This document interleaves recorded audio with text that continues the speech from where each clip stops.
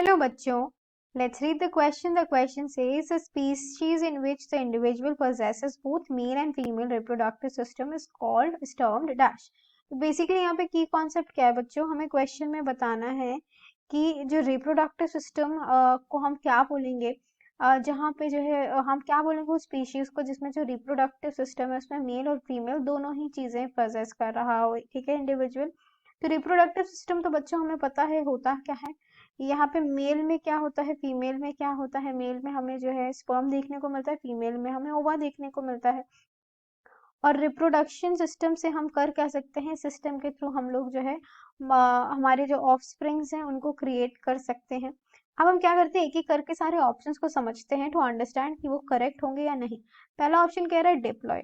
अब बच्चों डिप्लॉयड का ना कोई भी लेना देना नहीं है रिप्रोडक्टिव सिस्टम से, क्योंकि डिप्लॉयड बेसिकली बताता क्या है, ये सेट ऑफ क्रोमोसोम्स बताता है कि किसी ऑर्गेनिज्म में कितने हैं। एंड हमें पता है हैप्लॉयड बताता है कि एक सेट ऑफ क्रोमोसोम्स है, वहीं डिप्लॉयड बताता है कि दो सेट ऑफ क्रोमोसोम्स हैं। तो ये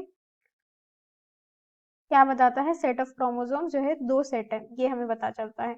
तो ये हमारा आंसर हो ही नहीं सकता है क्योंकि ये रिप्रोडक्टिव सिस्टम से डील ही नहीं कर रहा। ऑप्शन बी डायोशियस क्या बताता है, let us understand. Option B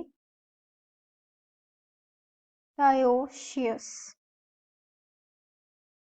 इसका बेसिकली मतलब क्या होता है, जैसे हम लोग अगर रैंडमली चूज कर रहे होते हैं किसी ऑर्गेनिज्म में, ठीक है, और हमें जो है सिर्फ एक ऑर्गेनिज्म मिलता है तो उसको हम लोग बोलते हैं मोनोशियस। और मोनोशियस में होता क्या है बच्चों, इसमें क्या होता है कि एक ही ऑर्गेनिज्म होता है, तो ये बेसिकली बाइसेक्सुअल होता है, यानी इसके अंदर फीमेल और मेल रिप्रोडक्टिव सिस्टम दोनों होते हैं। वहीं जब हम लोग डायोशियस की बात करते हैं ना, तो डायोशियस यूनिसेक्सुअल होता है। क्यों? क्योंकि यहाँ पे हमें दो ऑर्गेनिजम्स मिलते हैं, एक में मेल रिप्रोडक्टिव सिस्टम होता है और दूसरे में फीमेल रिप्रोडक्टिव सिस्टम होता है। अब देख लेते हैं ऑप्शन नंबर सी, हर्माफ्रोडिटिक। ठीक है, अब मतलब डायोशियस तो हमारा आंसर हो नहीं सकता ना, क्योंकि दोनों ही यूनिसेक्सुअल हो गया, राइट। अब हम लोग ऑप्शन नंबर सी देख लेते हैं, विच इज हर्माफ्रोडिटिक। तो right, actually basically monoecious organisms का ही एक नाम है। और मोनोशियस ऑर्गेनिजम्स हमें पता है बायोसेक्सुअल होते हैं, यानी इनके अंदर दोनों ही रिप्रोडक्टिव सिस्टम्स प्रेजेंट होते हैं। तो ये हमारा करेक्ट आंसर हो जाएगा स्टूडेंट्स। लेकिन हम लोग एक बार फिर से लास्ट ऑप्शन भी चेक कर लेते हैं।